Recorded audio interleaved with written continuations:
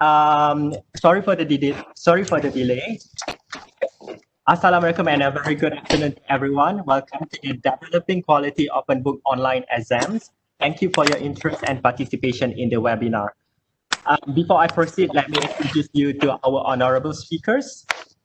We have Dr. Tao Vu, who is an educational designer and project manager at the Faculty of Pharmacy and Pharmaceutical Sciences, Monash University.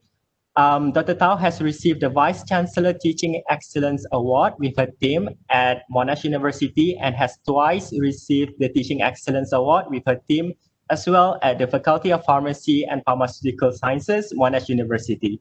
Her professional experience involves teaching educational design, educational research, project management, building a community of practice for educators, developing resources, and delivering professional development to academic staff.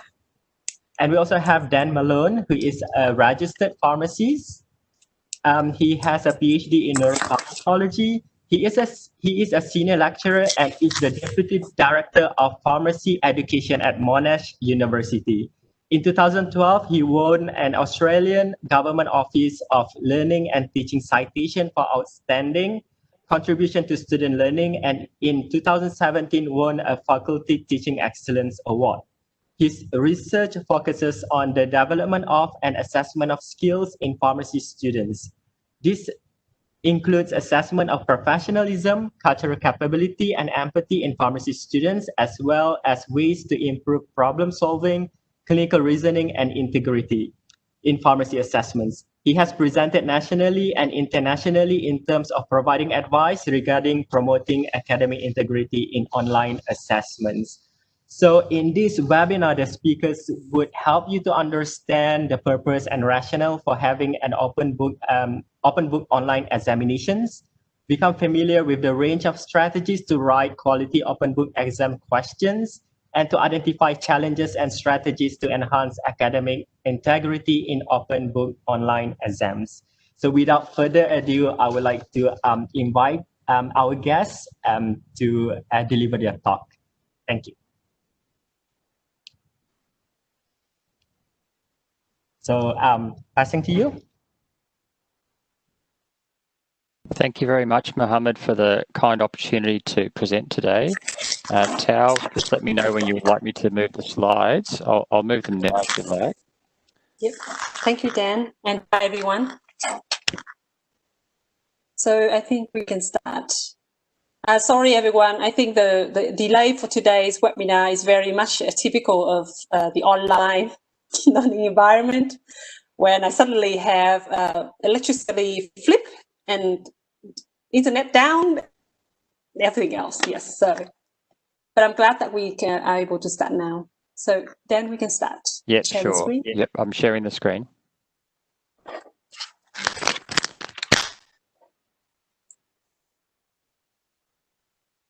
I cannot see the screen. Okay, I've got it on the home page now. Yep. So I hope that everybody can see it now. You can see the screen, Mohammed. Sorry, you're on mute. Dan, could you please reclaim the host again and then do the, yeah. It's now sharing, yeah. Okay, apologies for that. I hope everyone can see it. Okay, Tao. Yep. So welcome everyone to this webinar, and thanks for the opportunity to have a chance to work with your university. This is a very important aspect of the curriculum and also our special areas of interest that we're very glad to be in this webinar with you today. So in this webinar, we are to use an app called Poll Everywhere. And with this app, you need your mobile phone with you or an iPad, or you can use it in your own laptop. What you need to is that you go to a web browser and open poef.com. Then if you move to the next slide, I hope to see the instruction there. Yep, at least you can see the poef.com at the bottom of the page. The reason why it doesn't appear on your screen at the moment is because I embedded the app in my PowerPoint, but this at the moment I'm not presenting, I'm not sharing this. So poef.com and okay.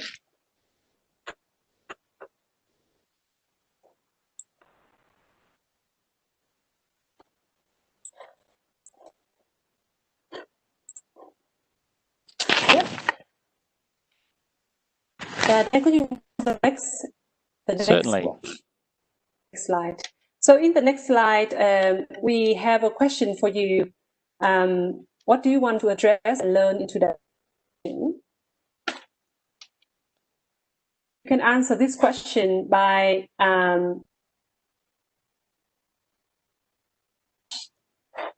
okay, because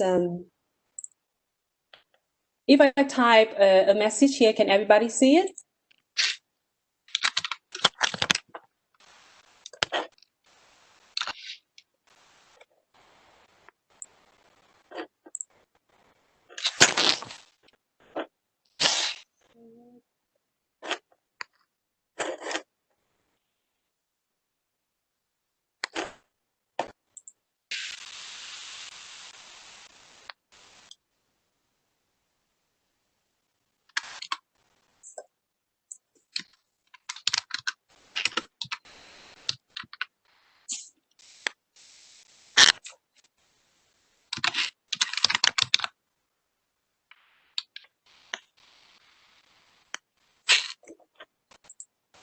I cannot.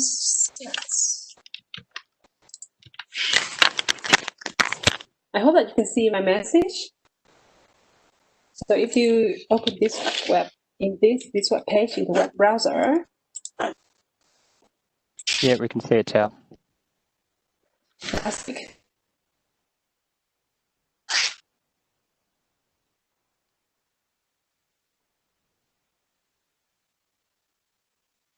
So what we would love you to do is to think about your motivation to join this webinar today and the key issue we would love to address in this webinar. When you answer the question, you will start seeing other responses as well, and then you will be able to vote up and down other responses. So when you vote up, that means you share the same interest and concern.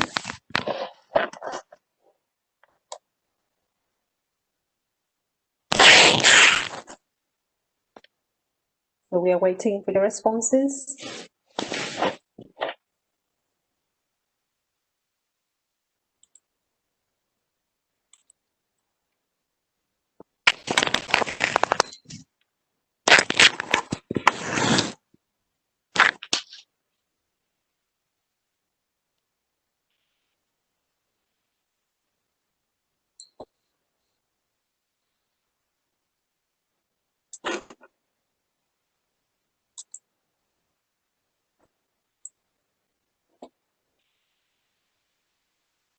Yes, so technically, if this slide can be shared by me, you can see the response appearing on the screen. Unfortunately, I can now some of your responses. So you want to know about signing at integrity declaration form using Turnitin, high order thinking questions. Yes, we will cover that aspect. Giving case study questions instead of memorizing questions. Yes, we will cover that as well. Using Turnitin, then we cover that in this part. Learning new resources. So I can see that in from your responses, we see your interest in learning about designing the questions and also about promoting integrity and detecting misconduct by using Turnitin. So we will cover that in our session. So in the session today, as you can see on the screen, we hope to cover the 3 learning outcomes, and we focus on the strategies to write quality of open book exam questions and also strategies to enhance academic integrity in this type of online exam. You can move to the next slide, Dan.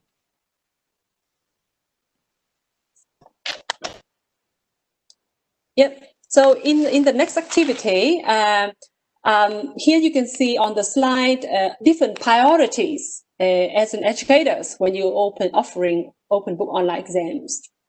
So please stay in your POF web browser because you will see a new question appear. Yep. Stay on your POF web browser, you will see start refreshing and open up new questions. In these questions, you are going to rank your priorities when offering open book online exams.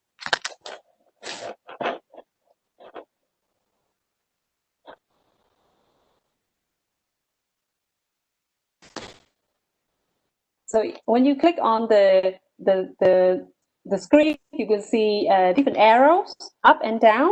If you move it up and down, you'll be able to move the items according to the order of items.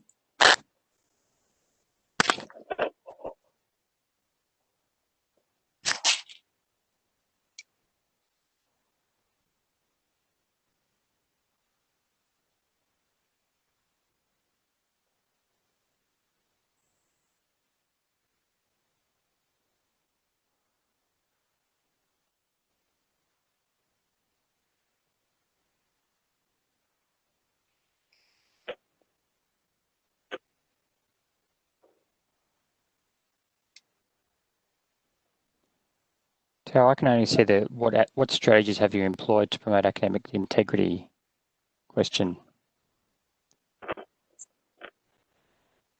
At the moment, I'm opening the other question.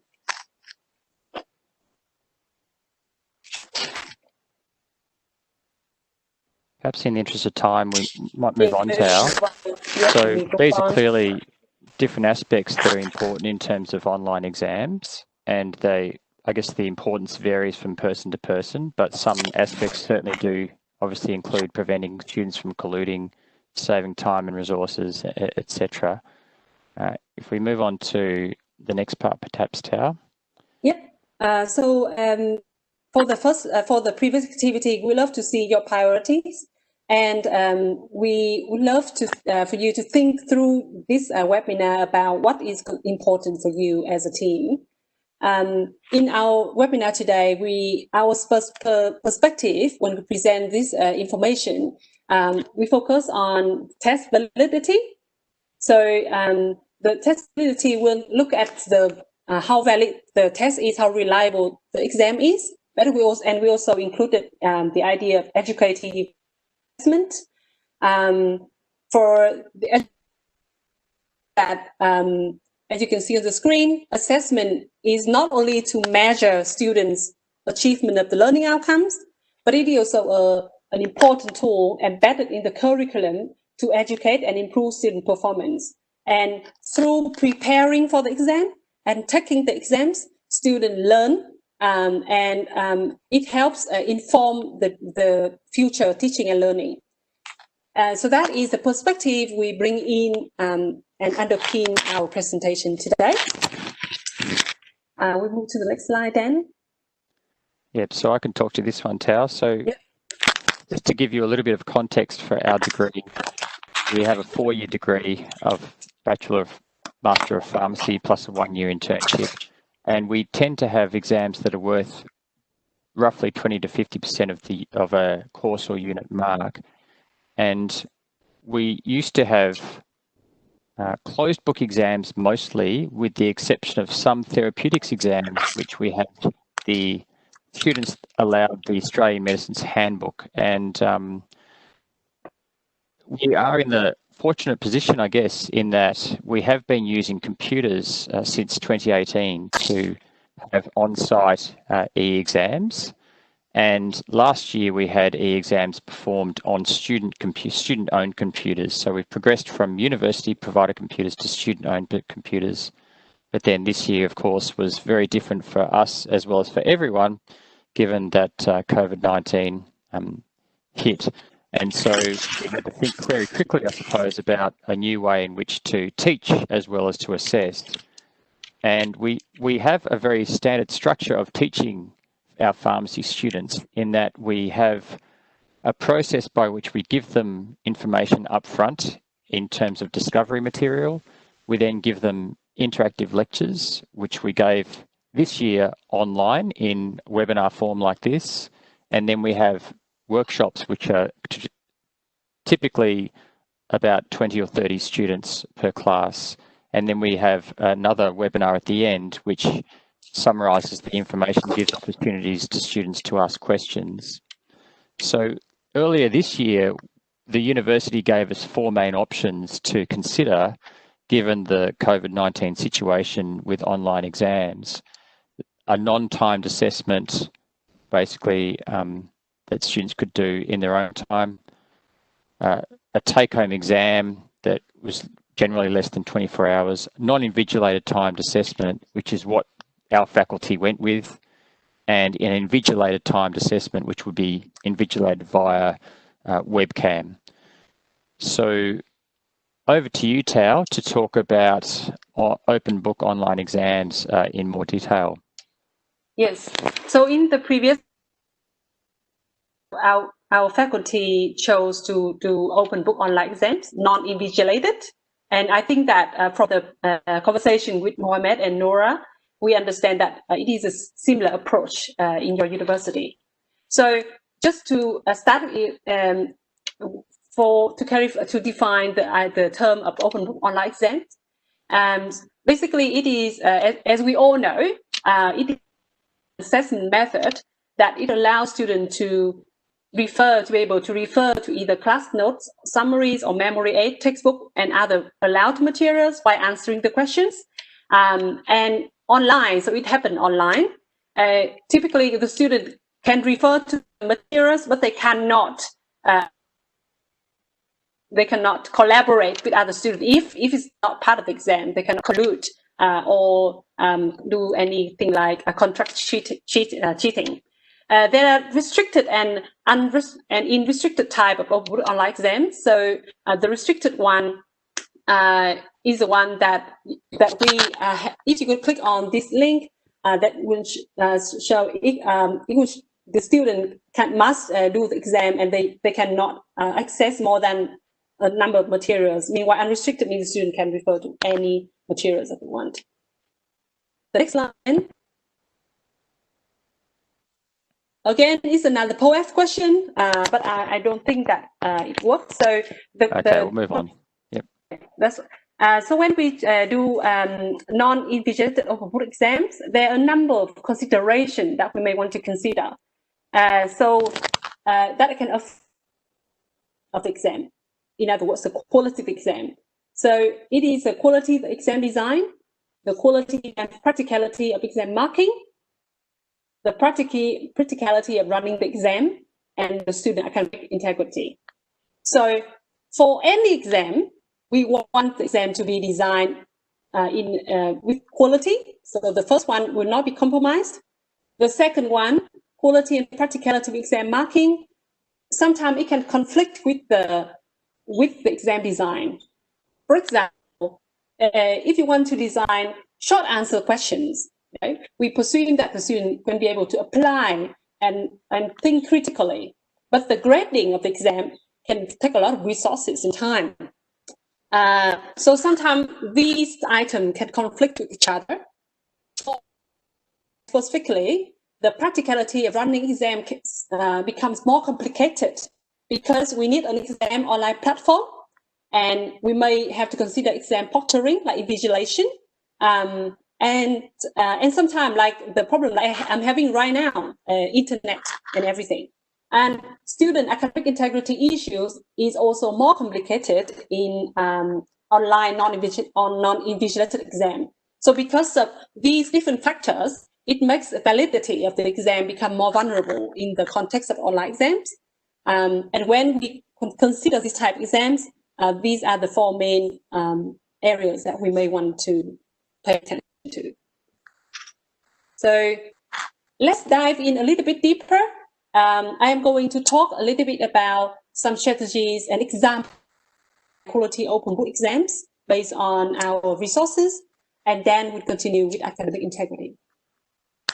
So on the screen, probably we all know this process. It is a process to develop exams, typically starting with individual exam items according to blueprint, piloting the exam, based on the pilot, revise exams. After running the exam and grading the exam, we may want to evaluate the exams. So that is a typical process. In this webinar, we only cover the orange and the green part of the exam, but it is something, if we're talking about quality exam in general, then it is the whole process we may want to look at. The next slide, please, Dan. So test blueprints. The test blueprint is a list of key components defining your test. It'll be interesting if you can put in the chat if your faculty or your team using test blueprint in all your exams. But it states very clearly the purpose of the exam, the learning outcomes, test time, content weighting, and item formats. In this test blueprint, I would like to highlight the idea of learning outcomes. You want to make sure that all learning outcomes of your unit are covered in the exams. How many questions dedicated to each part will depends on the priority of the learning outcome, different learning outcomes in your curriculum. And testing time is critical, especially in the context of online exams. Dan will mention a little about test time in his section.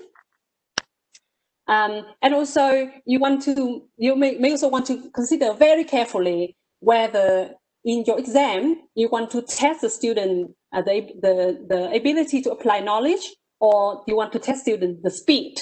It is important concept because for some exams, educators tend to put a lot of questions so that they expect that the student have to do it very fast. So in that case, you test student ability to do things quickly. But is it really the skill part of your curriculum of your learning outcomes? So you got to think very carefully about how many numbers of items you want to include the exams, whether you want to test them the speed to do things within a time limit or the actual ability to apply knowledge. So that's the test blueprint. This is an example of how we can map out learning outcomes and the topic and skills at the level of the Bloom taxonomy, if you're familiar with that concept. So the exams, in this presentation, we highly recommend the use of higher order questions in which students need to apply or analyze the content rather than just memorizing the concept. So it doesn't mean that you have to absolutely, have no question to test the recalling knowledge. But again, refer back to the learning outcomes of your unit. Is to apply, then probably think of more questions, mapping out in this blueprint, more questions for testing, applying, and interpreting.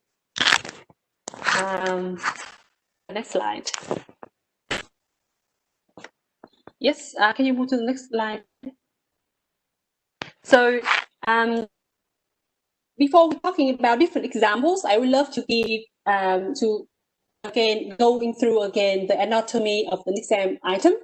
So for any question, typically short answer question and multiple choice question, typically you always have instruction. We have the stem and the keys. So instruction, it should be very clear and provide specific guidance what students have to do in the question. We're going to have some example later. For the stem,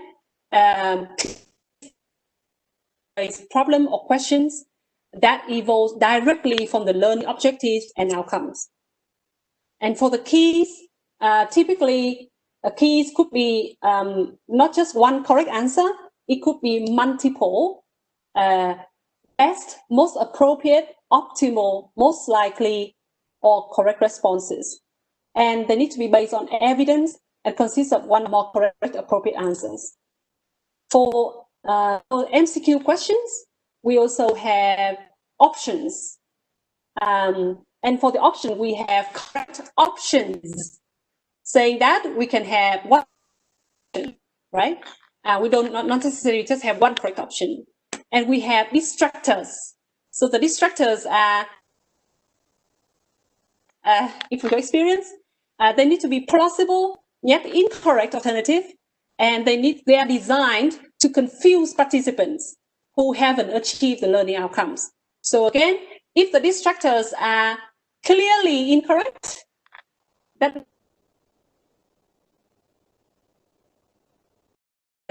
its role to confuse participants. So the distractor needs to be very, very close to the learning outcomes, but it is not correct. So that is some definition of the key term we want to cover. Then would be the next slide. Here are some examples of the exam questions, and I just want to demonstrate the anatomy of the exam questions. And I would love to acknowledge that all these examples are contributed by my colleagues in the Faculty of Pharmacy and Biomedical Sciences. So they are not my example, they are my colleagues' examples. So in this example, you can see it is a short answer question examples, have very specific instruction. We will share the slide with you. So if you want to, you can have another look. And the instruction, for example, we say very clearly, you must respond to the questions in your own words. Again, if you want to use Turnitin, or you want to use something to check the similarity of text, it is very important to set expectation for the student that you need to be able to answer this question in your own words. So that when you see the text matching, then you will say that, no, we expect you to not to copy paste. We want you to do that in your own words. It is an example from I think from a question in I can't remember. Anyway, this is a question. You can see that this is very much individualized. You can see the STEM very clearly, and then you have a question, and it's about the student itself. If you go to the next one, then here's another type of a short answer question. And we have the instruction, we have the STEM. With the STEM, you can see we use specific details, real case, and then we have the questions that test the knowledge for students to apply the context. And this is another example for the exam anatomy, when we have multiple answer questions. So for multiple answer questions, that means that, as you can see, we still have the instruction, and the instruction here say very clearly, choose one or more correct answers for the following questions, and if they select any incorrect option, it will result in 0 mark. And you still look at these questions, they need to be able to decide which one are correct, and they can choose. But if they are not sure about any option, they will not choose an option. But if they click on any incorrect option, it will result in a 0 mark. So this is a instruction, the STEM, and the options. So the keys are, we have 2 incorrect keys and 3 distractors. And the next slide is a very familiar type of multiple choice question, which is your single best answer question. So again, you can see only 1 correct answer and 3 distractors. But the STEM is a case-based. So these are some examples for the anatomy.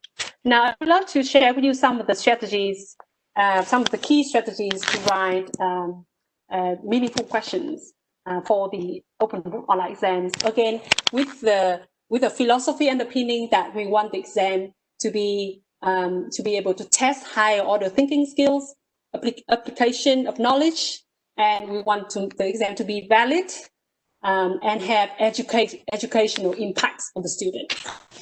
So the number one thing, very important in the exam, is that the STEM needs meaning without having student can understand the question and answer the question. To read all the options, saying that. So for example, in this case, if you look at the green part, it is a better STEM question. In this question, cover all the ABCD option. I'm saying, if you just use your hand, cover that, you will be able to answer this question. as part of demonstrating your achievement of the learning outcomes. So the STEM can be answered as a standalone question or problem. And we use a WH question in STEM here. So again, the options are provided as part of the type of this question, but it can also be transformed into a short answer question very easily. In the red box, the pink box, you see that if you read the STEM, you may not be able to answer the question without looking at the option. So that's the key difference. So we want the STEM to be meaningful, and the student can read it and answer the question immediately. For the next slide then. And the question, with some rules of thumbs, we want to make sure that the question mimics the real practice or situation when the student apply the knowledge, whether it is the cognitive process that we want to measure, which rewards student for demonstrating relevant skills. And we want the STEM to include correct information with the level of knowledge required by the objectives. So you can see that all these are linked to the learning outcomes of your unit and linked to the future practice for the students, and focus on the higher level of cognition as defined by Bloom. So we are going to show you some of the examples for this in the next slide. So first of all, here's an example of the instruction that for the short answer type questions. And in this example, you can see that the students are instructed very clearly of how they can respond and what they need to do in their response. It is very important in terms of not just in terms of guiding student performance, but also setting expectations. And then so you can see some examples here of the instruction. In the next part, it is one of the questions in this exam. So this question, again,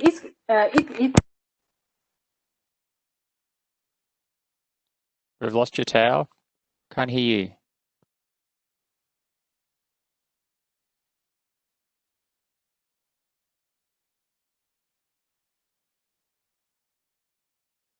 Oh, that's better. Yep. That's better. Yep. Okay. So in this question, the student are asked to design a route of operation for the following kin at the laboratory chemical levels. This is how we make the question more applicable. And the setting is in app. For the next slide then. And it is another type of another way when we improve a recalling question, when it's just memorizing knowledge into a higher cognitive order question, when students have to apply the knowledge. So the difference in this case, I think this question is from Dan, right, Dan? Yeah, it is one of my questions. I think it was more just contextualizing it to a scenario. So having Jane as opposed to just a person, which is just more realistic. Yep, exactly. And instead of spelling out mild asthma symptom, he describing the symptom itself, and the student needs to be able to know that it is mild asthma symptom. That is, in this case, the student have to actually using different knowledge to understand the concept. And in this case, they're just recalling, because when they look at mild asthma symptom, okay, they recall the knowledge, but they cannot apply in the sense. For the next slide. Good question, that one. Yep, very good question. Good job, Dan. In the next slide, it's a different type of question. So for the previous one, it's theoretic question. This is a chemistry-based question. Contact to, but again, we were providing a STEM. The student accidentally reacts this and that. And then in this case, then what happened? So they provide a short answer question, and the instruction for this question will be similar to the one in the previous one that I mentioned earlier in the previous slide. Next one, then. Sorry, I have to move quite quickly because I'm aware of the time. This one is a complex scenario-based short answer question. For this one, as you can see, again, instruction very clearly. STEM with the name, student, and different, and then something that the student may, so sometime in the authentic, workplace in the future, they will have to see, and then we give them apart from we give them the question based on the case. And sorry, Dan, can you go to the previous slide? In the open book exam question, one of the very important questions you can ask is why. So some of my colleagues even have like that. So if you have multiple choice question, you do the same thing, but she adds one text box under every, explain why you for your choice.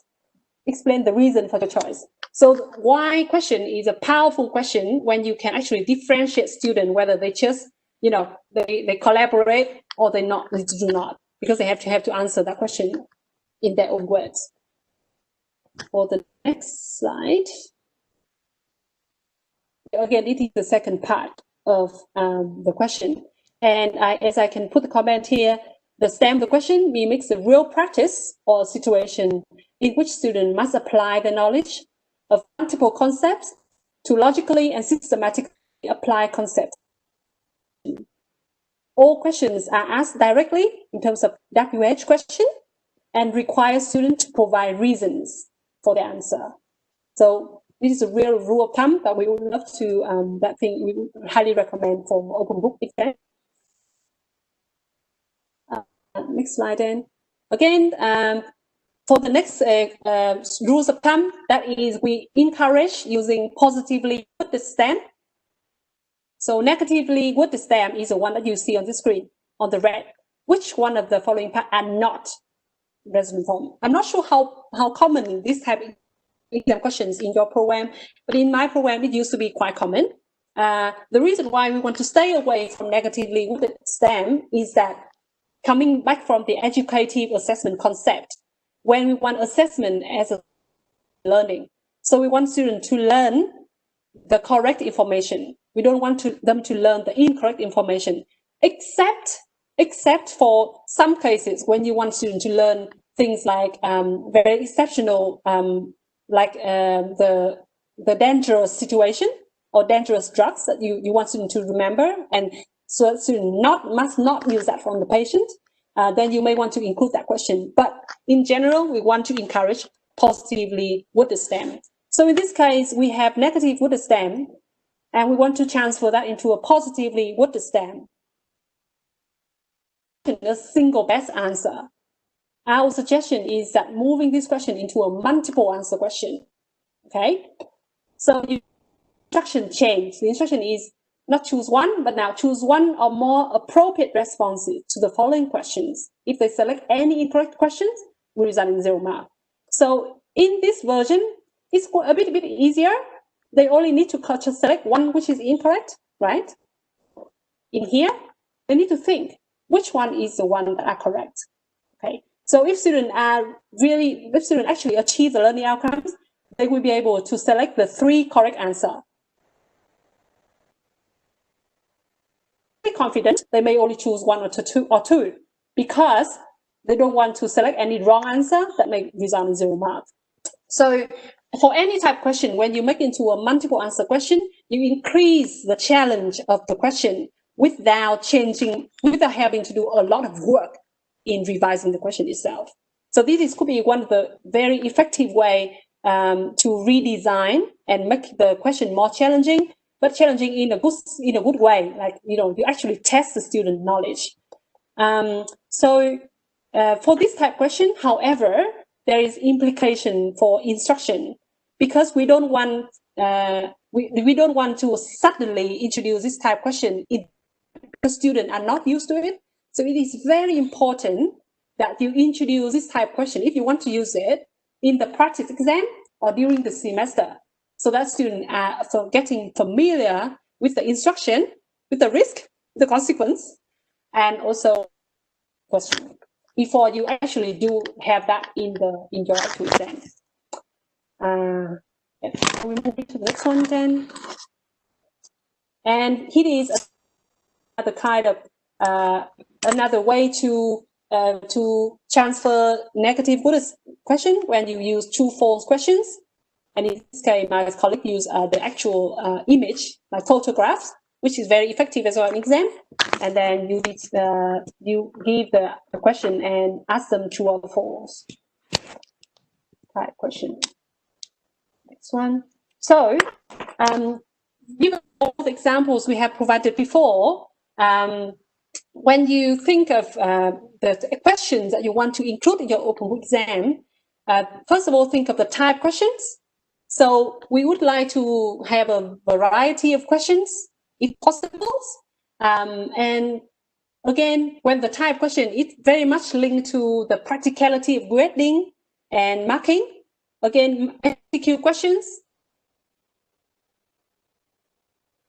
single answer, very easy to mark, right? Just straightforward, like computer can mark it.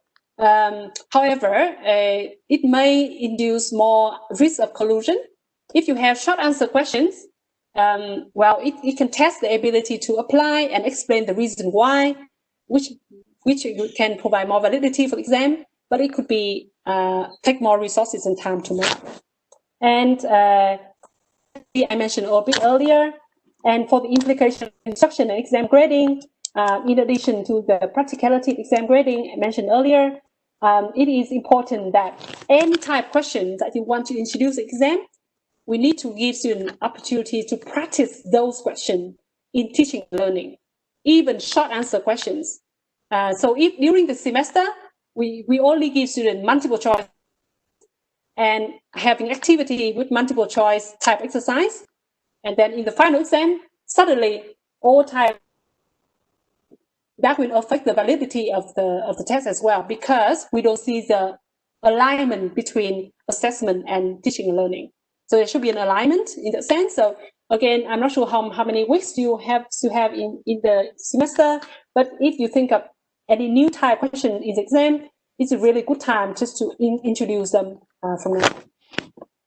Okay, so I think that it's all from me, and Dan, over to you. Sure, thanks, Tao. Look, I'm cognizant of the time, so we'll move on to, I'll go through fairly quickly. So I'll just go through some strategies that we've used to promote academic integrity, and by all means, we're still very much learning in this space as well. So I'm certainly not speaking as saying this is what everyone should do, by no means, but certainly there are ways in which we can promote academic integrity.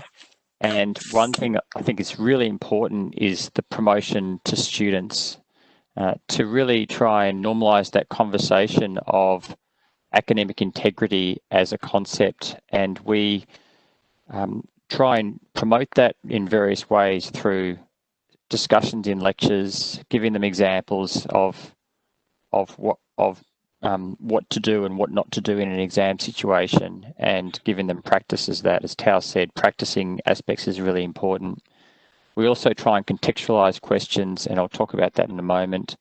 Time limits is one way in which we can ensure that with an open book exam that there's not too much time for any potential collusion that could occur, although we did detect some collusion in some exams, which I can talk about a bit later.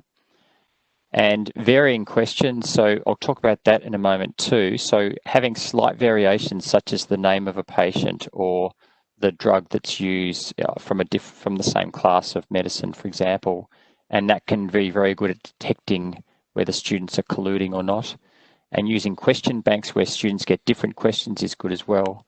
And varying the order of questions, or shuffling the order of questions, can be useful. And I'll talk about text matching software a bit later on as well. I would just mention that this was a really good webinar that was given earlier in the year, which I think is still available online, that was given as part of the International Centre for Academic Integrity, and that was very useful in terms of that Douglas Harrison presented. So as I said, it's known in the literature that if we can normalise the conversation about integrity, then students are more likely to promote academic integrity amongst their cohort. And so we certainly involved the student leaders in that. We had meetings with our student leaders every 2 weeks, and we encouraged them to promote academic integrity amongst themselves. We know that peer pressure is very important for the majority of our students that are between the ages of 18 and 24 or so, that they feel very much about what their peers think. And so using that to our advantage from the academic integrity space, I think, is a good thing. And as I mentioned, we promoted academic integrity in our webinars, in our discussion forums online as well. We created a video that we showed to all students, and we pinned that to the top of our learning management software, Moodle, our learning management system. And that was a discussion between myself and the Director of Learning and Teaching and the Associate Dean of Education at the faculty, which, again, was just front and centre for students to look at, to remind them of, and we went through some scenarios of academic integrity and what to do. So this is an example of a quiz. I'm not sure if you can read this, but it's essentially an example of a quiz that students had to do, or a question that's from a quiz that students had to do before they got access to practice exams and discussion forums to discuss the practice exam questions. And they had to get 100% in this quiz. So this is a scenario-based question. Tan is studying for her exam. She gets a request from a WhatsApp group that has 5 other students in it. The intent is to use this group during exams to discuss each question. What should Tao do? And of course, Tao should not thank her friend for including her. She should inform her friend that this constitutes collusion, is not permitted. And she should inform her friend that they could face an academic misconduct hearing because this is cheating. And so reminding the students that of the penalties for breaches of academic integrity by these subtle means, I think, is important as well. So we did this in a 3rd year unit or course that we have, and we had most students, 96% of students, completing this quiz so that they could get access to the discussion forums and the practice exams. A little bit concerning was that 25 students didn't get 100% the first time they sat it, and 1 student unfortunately required 4 attempts, but perhaps they were just kind of clicking through and trying to get through and not really reading the question, I hope. Or maybe they were just didn't have very good integrity, I don't know. But anyway, we also tried to give them very clear information about the exams prior to the exam, so not just when they came into the exam and read it for the first time. So we released this information very early on, and I won't go through it all, but it states the time of the exam, what the exam consists of, the fact that it is open book and that it won't be invigilated. We told them that up front. We told them that, we gave them advice about that open book exams test more than just memorising information.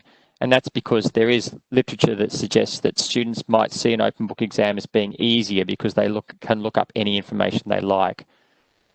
So we also gave them a reference to give them some tips about how to do well in open book examinations.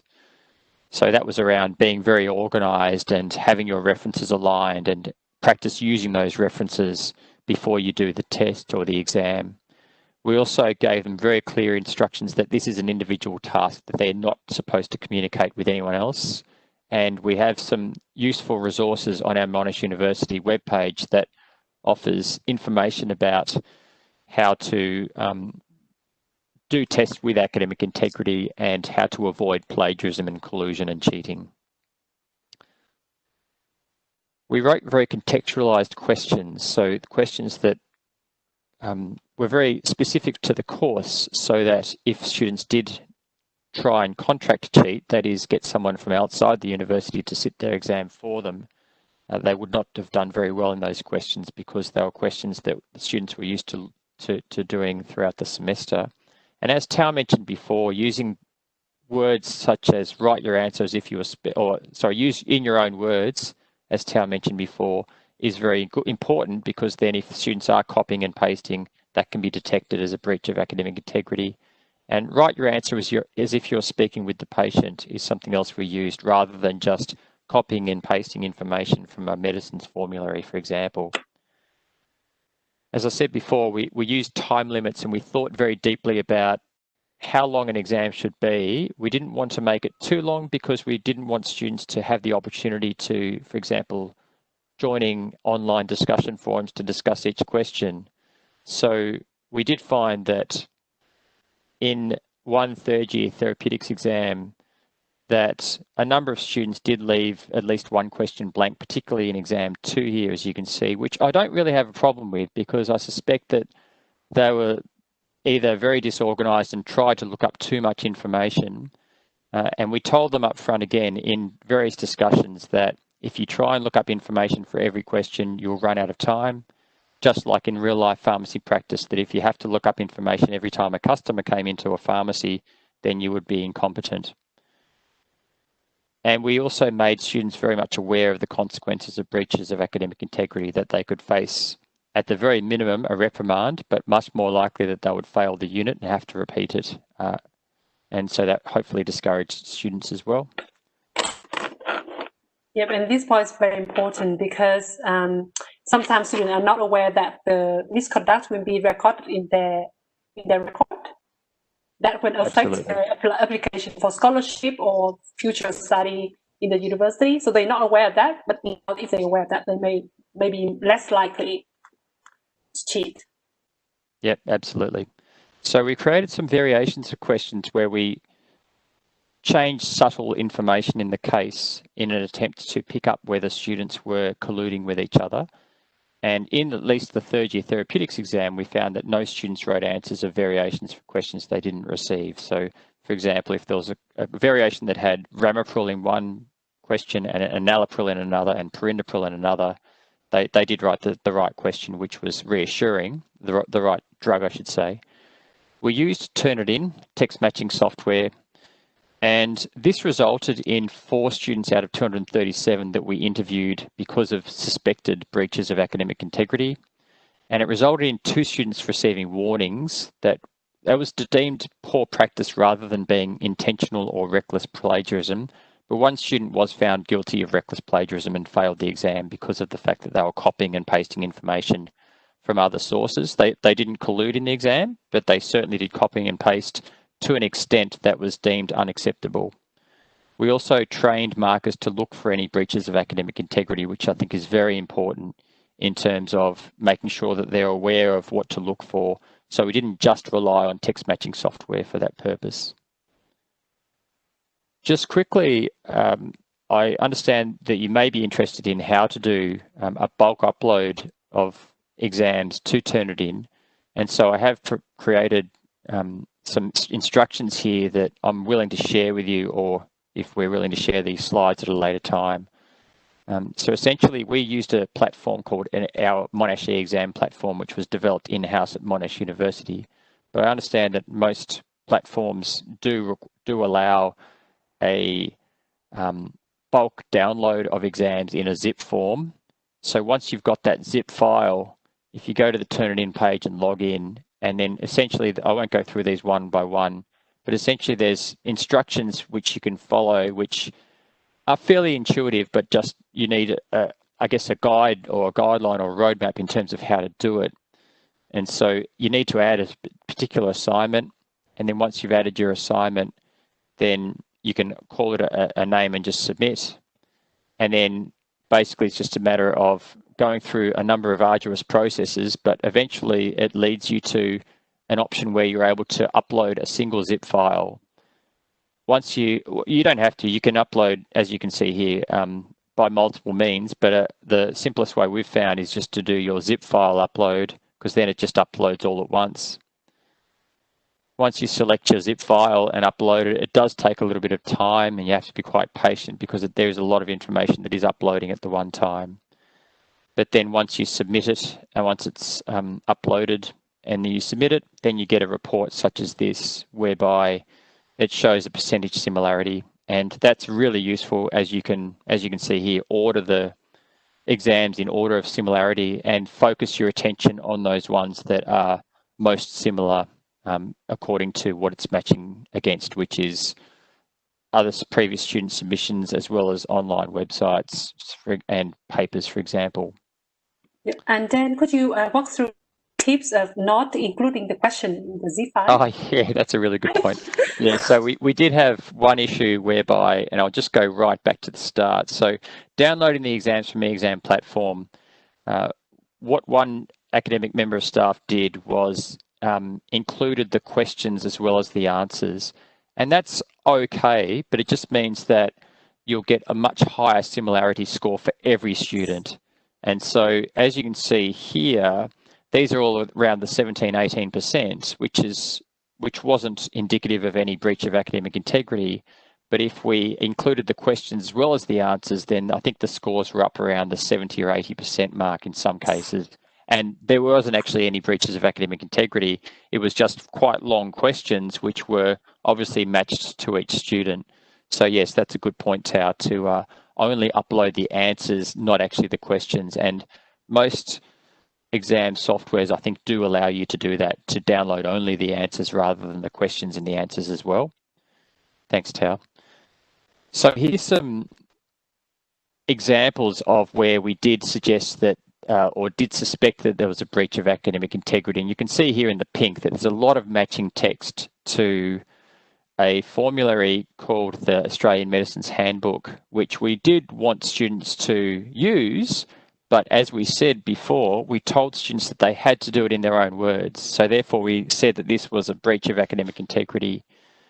And here's another one. You can see here that they've downloaded this or copied and pasted this and tried to sort of get around it by including some words and change them. But essentially it is plagiarism because they've copied from a source. They haven't even cited the source, and they haven't put it in quotation marks, which if you do copy and paste, of course, you should be putting in quotation marks. So this student was the student that was did end up failing the exam because of the fact that they, even though they got, I think, about 80 or 90% in the exam, they failed it and had to repeat the exam at a later time. And we also had, as I said before, exam markers that were trained to pick up issues. You can see here that this exam, whilst there's overlap in yellow here in terms of what's written, which was picked up by Turnitin, there's also overlap in terms of the misspelling of the name here, Michael. So it's a fair giveaway that they actually just copied and pasted from each other.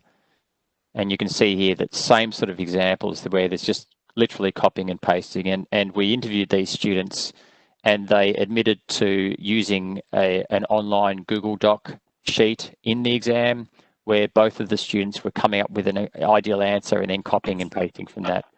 Not a very smart thing to do and not a very smart way of trying to sit an exam, obviously. Yeah, and related to this. Yeah. Yep, so you go. And I'm just saying, this is the Michael's. In one exam, one of our academic actually changed Michael in the test relation into, say, Dan. And the student after just copy Michael's to the question, why the question is for Dan. So just changing the patient name, and then that's how we also detect plagiarism. Yes, that was detected in some units. Yes, that's correct. So just quickly, I'm again cognizant of the time, but just to show you some statistics, we did have some practice exams that we gave students to do, and we didn't have very high completion of that, but they did have actually have the practice exam that they could do in their own time. They didn't have to do it on the exam platform. So I suspect that many more students did actually look at the practice exam and complete it in their own time. They just didn't submit it. And we did find that there was, in terms of the exam marks, there was, if we look at exam, there were two different exams in this unit. You can see that the exam marks actually declined slightly in 2020 when they were completely open book compared to when they were using the Australian Medicines Handbook only in their exam. And the discrimination index is quite low here, but that's because these were short answer questions, and then the discrimination index is more attuned to looking at multiple choice questions. But there was a slight increase actually in the discrimination index, which indicates that actually these questions, even though they were open book, they were actually quite good at discriminating between good and bad students. So that was encouraging. So I guess from this last work, some conclusions means that we certainly do want to focus on both preventative and detection methods in terms of reducing any breaches of academic integrity. That non-invigilated open book exams didn't actually lead to an increased number of academic misconduct issues. And I should have mentioned that every year we do have some students that do, unfortunately, do the wrong thing. And they're normally picked up in the exam hall by invigilators that are invigilating the exam. And we had a similar number that were picked up by text matching software and getting markers to look for any breaches of academic integrity. And we had, basically there were similar marks and similar discrimination index to when we just had the Australian Medicines Handbook allowed in the year before. But we'll certainly look at more resourcing or communication around making sure that students know that they can't just use Google Docs. We actually do use Google Docs a lot in our teaching to get students to collaborate, but there's a difference obviously between collaborating in a workshop where you're authorised to do so and in an exam situation where you're not authorised. And we're considering another process whereby you can download a safe exam browser, which means that students cannot copy and paste, but that's still something that we're discussing. So apologies again for the technical difficulties that we had, but thank you again for the opportunity to speak about online assessments and particular open book assessments. Thanks, everyone. So now I think we're moving to the question part, and I already received one question from Professor Dr. Nala. Correctly, it's my apology. Your question is, what will be the method to determine the suitable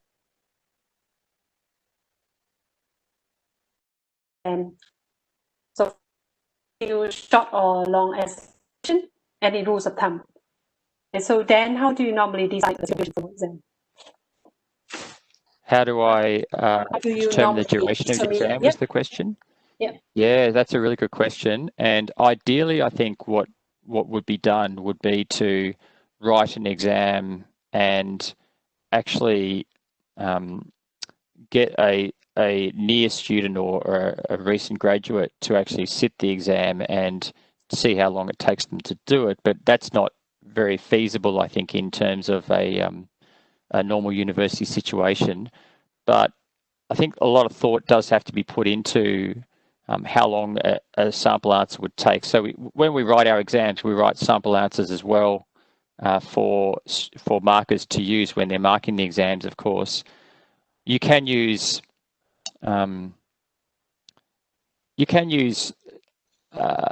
online or instructions whereby you can count the words, and that estimates the time it takes actually to read the questions, which can help, I guess, in terms of if there's a lot of text in the exam questions, then that means that you do have to allow for more time for students to read those questions. But really, I think it's about sitting down and having a very thoughtful process around, for each question, how long do you think it would feasibly take for them to A, read the question, B, look up any information if you expect them to, and C, write down or type out an answer, and therefore go from there. And so we had a standard time for our exams that we fitted our exams to, and there were a number of instances where, upon review before the exams were published, we did cut down some of the exams because we were worried that a vast amount of students would run out of time, which is obviously not what we want, where the exam is just too long. We wanted to make it realistic, but we didn't want to make it too long in that it would encourage them to collude with each other. So I'd like to think that those students that did try and collude were actually disadvantaged because they were spending too much time colluding rather than answering the questions, but I don't know that for sure. There may have been students that were actually advantaged by colluding, but hopefully not. Yes. Thanks, Dan. Can you still hear me? Because I can see some changes. Yes, I can hear you. Yep. Yeah, I think I think that what Dan suggested is what I agree as well. And again, if you come back to the test blueprint, then it's very important to map out the question and also the time that the student may have to spend on the question. And the time here, as Dan mentioned, including both the time to read the questions and the time to answer the questions. So in that case, you will see that the different time distributed to different questions, and you may want to consider the weighting of the marking as well. So if certain questions take a lot of time to do, then and also represent the importance of the learning outcome being assessed, then you may want to allocate more marks. So yes, so it would require quite a big rigorous process, and we strongly recommend teamwork in this process. Absolutely. Would you like to answer the next one, Tao, around do you think negative marking helps? Yes. So I understand negative marking here, you mean that we deduct the points? Student didn't answer the question correctly? Yeah, if they choose the wrong option, they get a minus point, I suppose, yes. Yeah. So in the presentation, what we recommend is that we put 0. So for example, if student didn't get the answer for multiple answer questions, that means that there are 4 options and 2 of them are correct and 2 of them are not correct.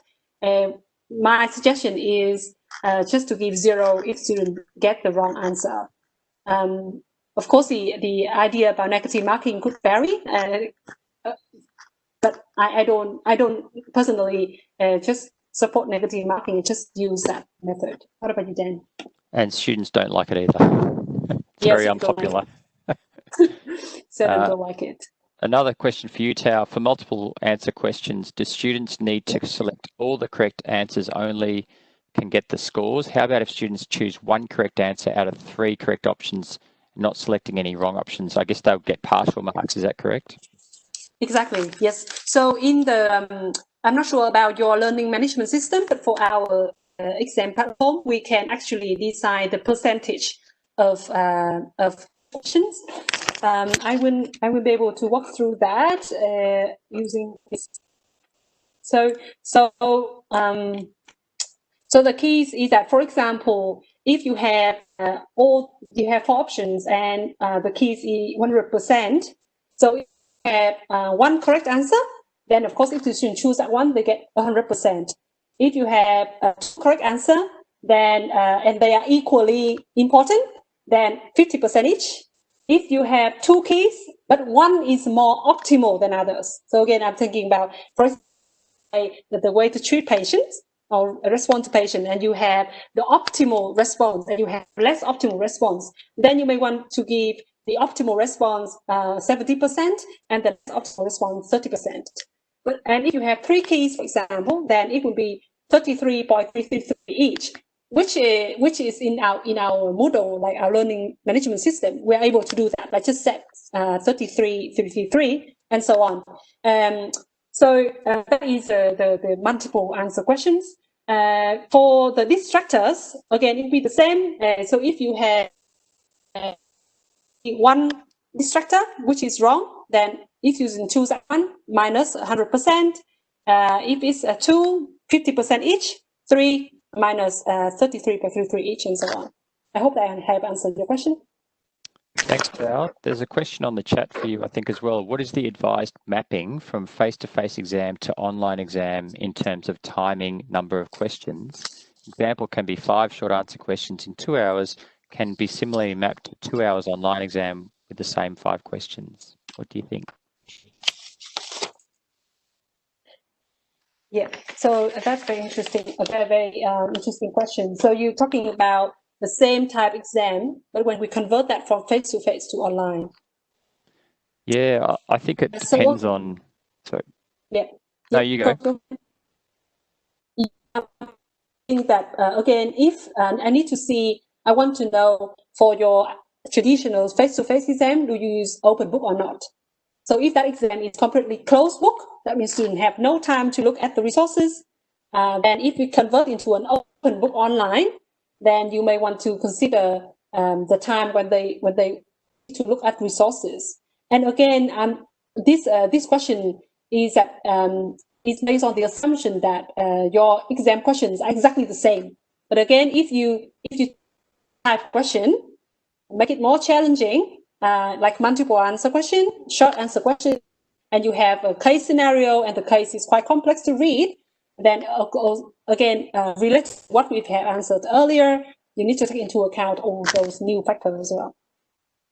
Dan, what do you think? Yeah, look, I agree, Tao. Yeah, I agree with everything you said. We've got another question, well-defined question versus ill-defined question. Which one should be tested more to the students? I guess it really depends on the learning outcomes that you're trying to assess.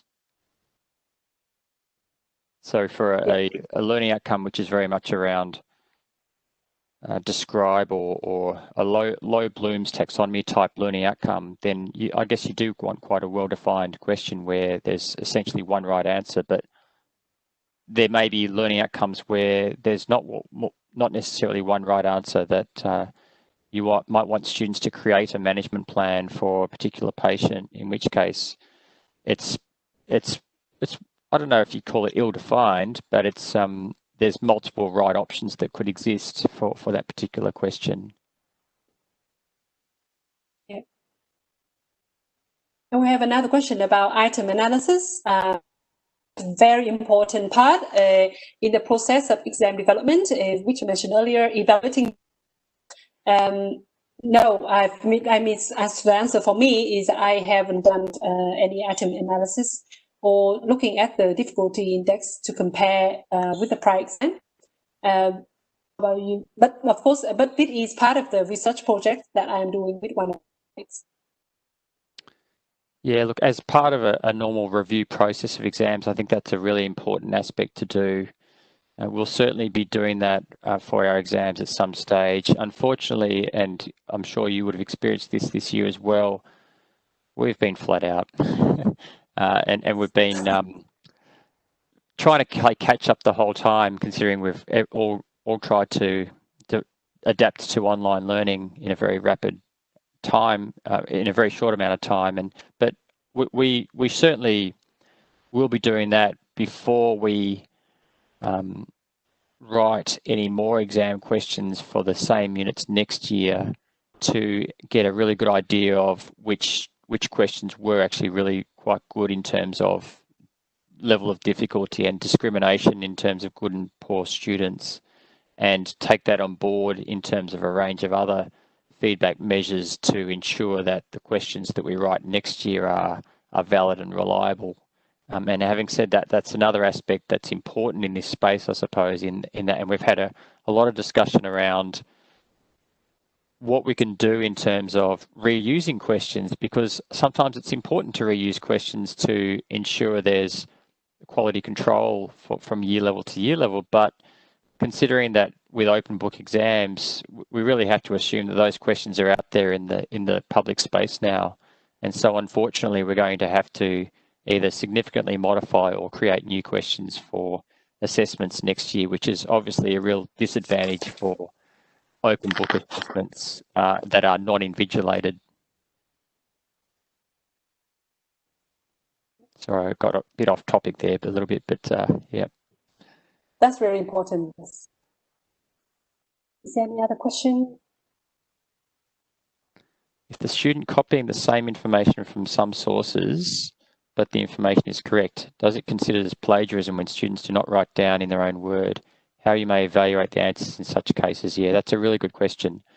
So if they haven't cited the source, then it's definitely plagiarism. If they haven't, and we have had a lot of discussion around this, because if someone was writing an assignment and therefore you would expect proper citing and referencing to occur in terms of in-text citations and including a bibliography or a reference list, for example. In a timed exam situation, we had an open chat to students about what the expectation was up front. And so we told students that if they were copying and pasting, just like if they were writing an assignment, they had to use quotation marks to show that it wasn't their work. However, there's some phrases that are just so commonly used, such as, this medicine may cause drowsiness, if affected, do not operate machinery. And that's such a common phrase that's used, that we told students that they're not going to get picked up if they copy and paste that information, because they could well have just remembered it from heart, like I just did then. So there's that fine line in terms of, well, yes, it's information that is directly the same as information that's available that they could have copied and pasted, but they could have quite reasonably just remembered that particular phrase like I did then. So there's that fine line. And so if it wasn't in their own words, it wasn't necessarily plagiarism. But when there was large slabs of text like what I showed you in my presentation, then that was certainly considered plagiarism, because it was quite obvious that they had copied and pasted from a source and not cited the source.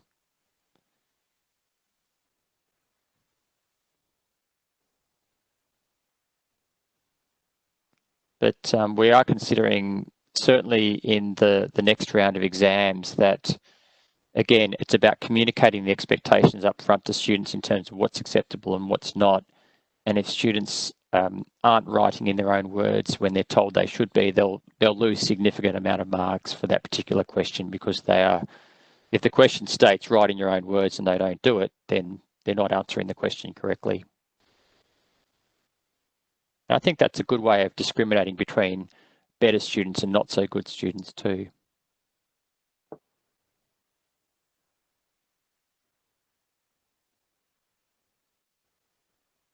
Again, apologies for running over time.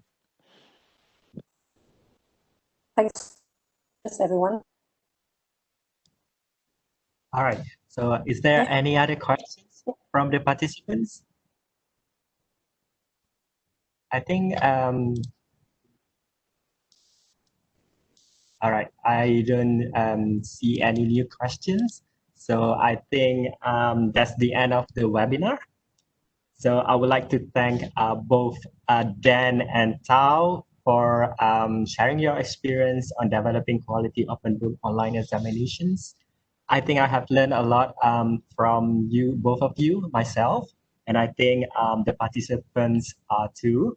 So I really hope that this webinar would help us to strategize, especially those in the pharmacy school, to offer quality assessments to students, especially during this open distance learning.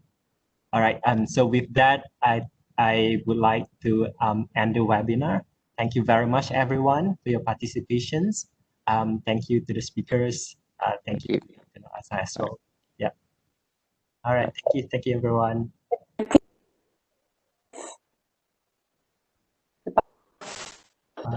Thank you.